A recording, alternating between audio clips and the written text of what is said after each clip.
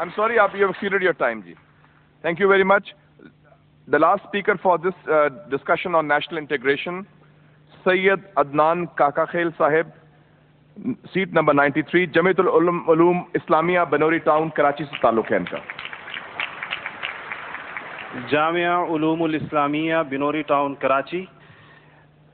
मेरे साथियों ने कल भी इस मौजू के ऊपर बहुत अच्छी बातें की.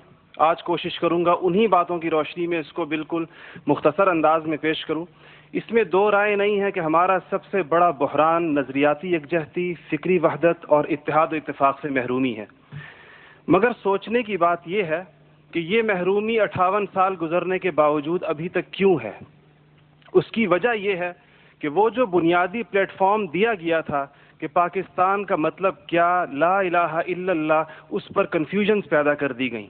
एक सोचे समझे मंसूबे के तहत अभी तक पूछा जा रहा है कि पाकिस्तान क्यों बनाया गया था, कायद का विजन क्या था. क्या ये चीज़ें बहुत क्लियर नहीं है? और क्या इस सवाल का जवाब मैं या आप दे सकते हैं या वो नस्ल दे सकती है जिसने तख्लीक पाकिस्तान के खाके में अपने खून से रंग भरा था.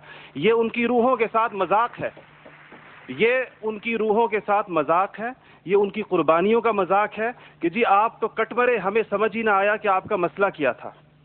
हमारा दूसरा बड़ा मसला अमन व अमान की दिगरगुं सूरत हाल है और बदकिस्मती से इसको बाज़ औक़ात कहा जाता है कि इस्लाम ज़िम्मेदार है.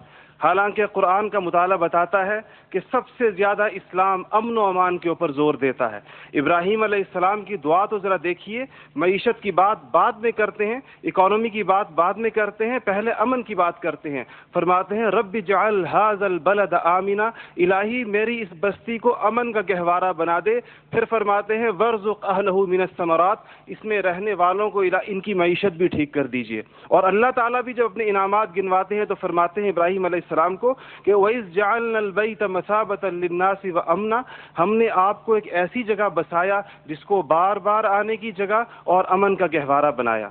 ये तो बात बिल्कुल वाज़ेह है. मसला ये है हमारा अमन व अमान तबाह क्यों हुआ, हमारा नौजवान किस तरह दहशतगर्दों का आला बना और हम रोज़ बरोज़ लाकानूनियत की दलदल में क्यों धंसे जा रहे हैं. जनाब सदर, नोट करने की बात है कि ये सबक उसको किसी मजहब ने नहीं सिखाया, ये सबक उसको किसी दीन ने नहीं बताया. ये तबकाती तफरीक, इस्तेहसाली निज़ाम, टैलेंट की बेकदरी, तालीमी ढांचे का खोखलापन, बेइंतहा करप्शन और इख्तियारात के नाजायज़ इस्तेमाल, वो खौफनाक मसाइल हैं जो नौजवान को इस तरफ लेकर गए हैं. आप ये मसाइल हल कर दीजिए, आप ये मसाइल हल कर दीजिए, फिर देखिए ये नौजवान दहशतगर्द है या अमन पसंद है. हमारा तीसरा सबसे बड़ा मसला जो इस वक्त बहुत अहमियत का हामिल है, जमहूरी रिवायात का फुकदान है. हम अभी तक हकीकी जमहूरी कल्चर और अवामी मैंडेट के एहतराम के माहौल को पैदा करने में नाकाम रहे हैं.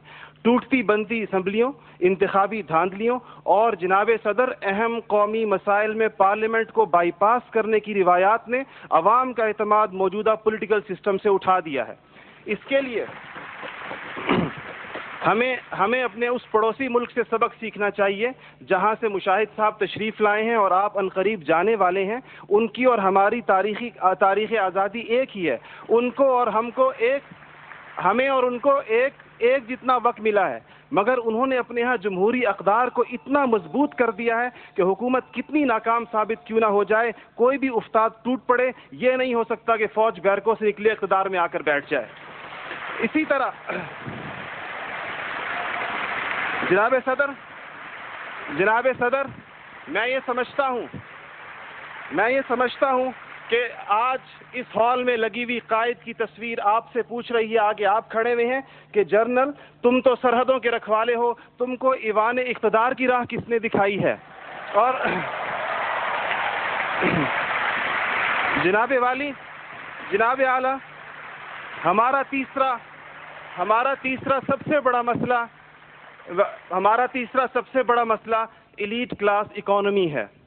आपके आदादो शुमार के जादूगर कह रहे हैं कि मईशत तरक्की कर रही है, ज़र मुबादला के ज़खायर बढ़ रहे हैं, कर्जे कम हो गए हैं, कशकोल टूट गई है. आप बार बार कहते हैं पहले हम मांगने जाते थे, अब हम देने जाते हैं. और अवाम हैरान है कि खुदाया क्या माजरा है. मईशत तरक्की कर रही है, गरीब का चूल्हा बुझ रहा है, ज़र मुबादला के ज़खायर बढ़ रहे हैं, पेट्रोल की कीमतें आसमान से बातें कर रही हैं, रुपए की روپے کی قیمت ڈی ویلیو ہوتے ہوتے کہاں آ کھڑی ہوئی ہے.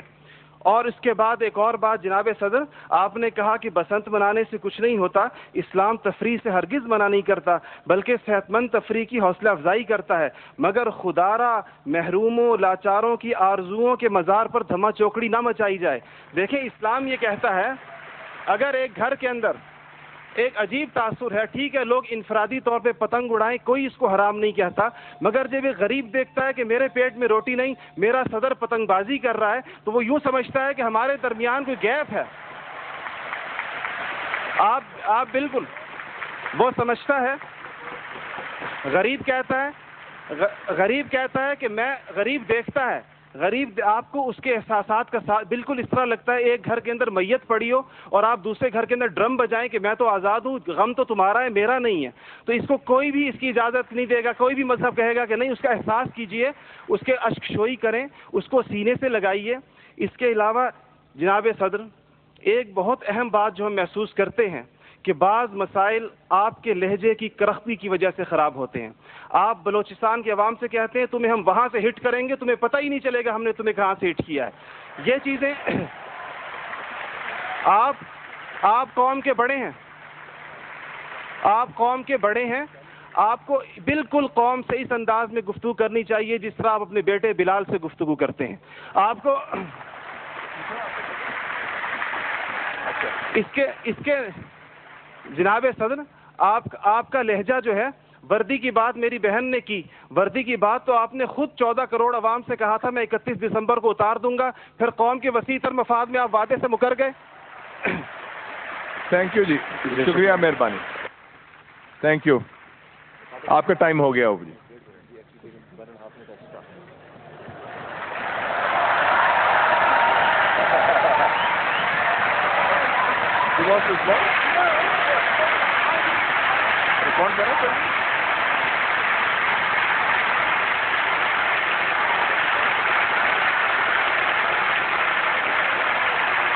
Okay. Thank you. Thank you very much.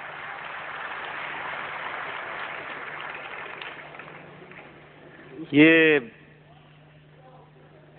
ان مہمان کی کیا کہا